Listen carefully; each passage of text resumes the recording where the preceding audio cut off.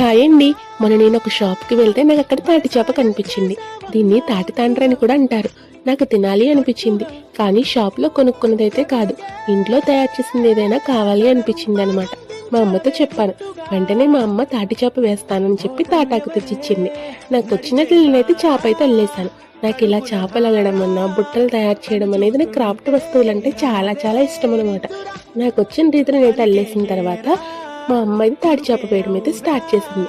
దీన్ని కవర్ మీద కూడా వేయొచ్చు అనుకోండి, కాకపోతే పాలిథిన్ కవర్స్ కానీ లేకపోతే ప్లాస్టిక్ కవర్స్ కానీ మంచివి కాదు కాబట్టి మేమైతే అలా చేయలేదు.